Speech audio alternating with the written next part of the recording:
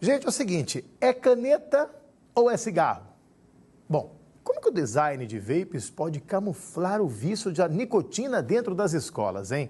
Esse é um tema muito sério que requer cuidados e atenção sua, pai, você, mamãe, você que é responsável aí por alguma criança.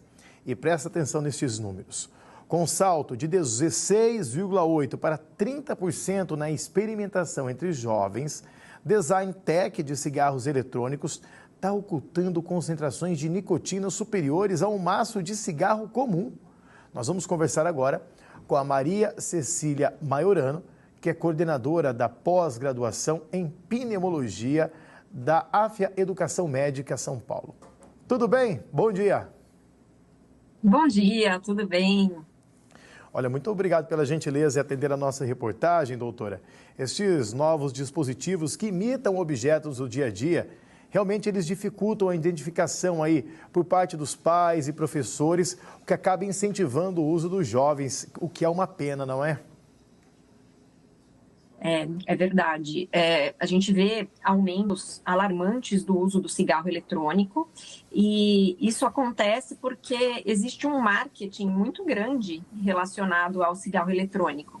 Então, os dispositivos, como você mesmo disse, estão com aquela aparência mais tecnológica, eles podem ser camuflados em meio ao material escolar, parecendo uma caneta, uma marca-texto, e muitas vezes até é difícil para o professor reconhecer que o estudante tem um vape dentro do estojo escolar. Bom, esse aí é hora de entrar em cena aquele chamado teste do estojo, né? Para mostrar aí, ou para conferir se tem ou se não tem algum material desse inserido ou escondido ali. É importante o pai ficar de olho, não é? Sem dúvida, é uma estratégia das indústrias que faz com que esses dispositivos se pareçam menos com cigarros. Então, tanto para os pais quanto para os professores, é interessante dar uma olhada no estojo, porque pode passar facilmente despercebido o vape. Cada vez mais esses dispositivos estão mais discretos. É uma grande estratégia de marketing da indústria do cigarro eletrônico. A indústria do cigarro eletrônico, ela evoluiu também para o aroma. São aromas mais ligados aí àquilo que o jovem gosta.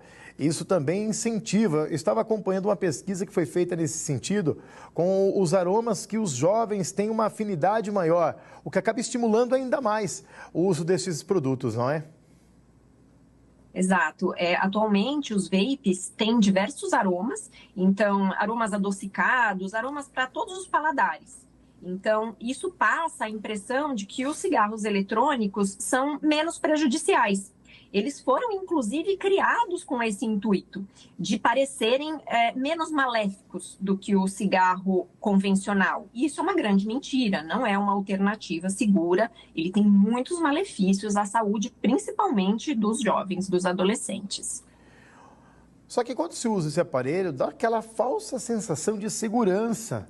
Porque existe aquela a chamada desconstrução da imagem do cigarro tradicional, que ele faz mal para a saúde e tudo mais. Bom, se o cigarro faz mal, eu vou usar o vape que não faz mal.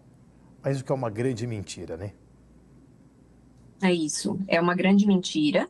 Ele faz muito mal, tem efeitos agudos e efeitos crônicos muito sérios, não só para a saúde respiratória, mas para a saúde cardiovascular e principalmente para a saúde mental dos adolescentes. Então, ele vem com aquela aparência tecnológica, não tem aquela fumaça densa que o cigarro convencional tem, aquele cheiro forte, e os adolescentes acabam sendo seduzidos achando que é uma alternativa segura, que não vai fazer mal para a saúde, o que realmente é uma grande mentira.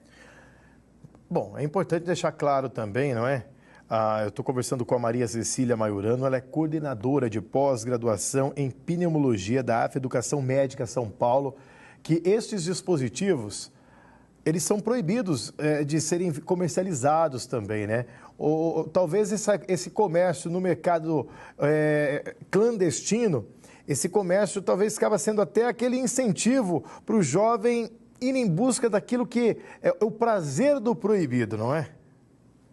Isso, essa questão do jovem usar uma substância proibida, de querer pertencer ao grupo, então isso atrai o jovem a usar o cigarro eletrônico. Outro problema é a falta de regulamentação.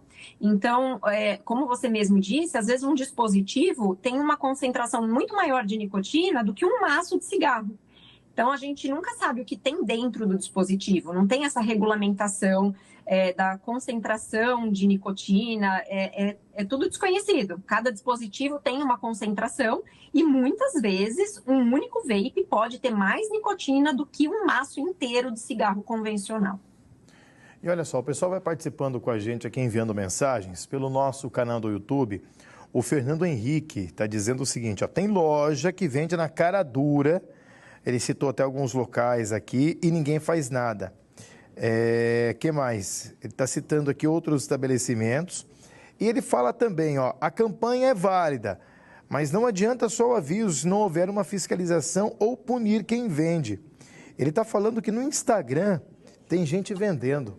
O que seria a senhora considera um absurdo esse tipo de comércio, mesmo assim na cara dura, doutora Maria? Sim, com certeza. Eu acredito que um controle maior, uma fiscalização, ajudariam a coibir o uso do cigarro eletrônico. Então, acho que é uma ação em várias partes, né? Então, acho que os educadores têm que ficar atentos, os pais dentro de casa têm que orientar esses adolescentes, mas com certeza tem que haver uma fiscalização. A rede social, como tudo que vem para o bem e vem para o mal, ela acaba dificultando um pouco esse processo, porque existe venda por rede social e existe também divulgação de informação falsa em vários perfis. Hoje em dia, qualquer pessoa pode falar em rede social, tanto informações boas quanto informações ruins, sem qualidade. Então, tem perfis disseminando que o cigarro eletrônico é inofensivo ou faz menos mal do que o cigarro convencional. Doutora, para a gente encerrar nossa conversa, eu gostaria que a senhora trouxesse a informação de quais os principais malefícios ou quais as principais doenças que esses dispositivos causam. Bom, então vamos lá. Vamos começar falando do pulmão. Muita gente acha que cigarro faz mal só para o pulmão. Não é só para o pulmão, a gente vai ver que vários sistemas do nosso organismo estão envolvidos, mas o pulmão pode ser afetado de várias maneiras. Então, existe a bronquiolite, causada pelo cigarro eletrônico, que é uma inflamação nos bronquíolos, que são pequenos canais que levam o ar lá nos alvéolos, onde acontece a troca gasosa. Então, essa inflamação, ela pode acontecer de maneira aguda e pode deixar sequelas a longo prazo. Além disso, existe uma inflamação muito grave nos pulmões chamada EVALI. É uma sigla em inglês que quer dizer a injúria, a lesão causada pelo uso do cigarro eletrônico. Então, as substâncias tóxicas presentes no vape causam uma inflamação muito grave no pulmão, mesmo em jovens que não têm nenhum problema respiratório. E essa inflamação pode ser tão grave a ponto de culminar com uma internação em UTI e até mesmo morte de pessoas previamente saudáveis. Além dos pulmões, a gente tem o risco cardiovascular. Então, nós sabemos que a nicotina é uma substância que eleva a pressão, eleva a frequência cardíaca e causa uma disfunção no endotélio, que é uma camada que recobre. Voltamos?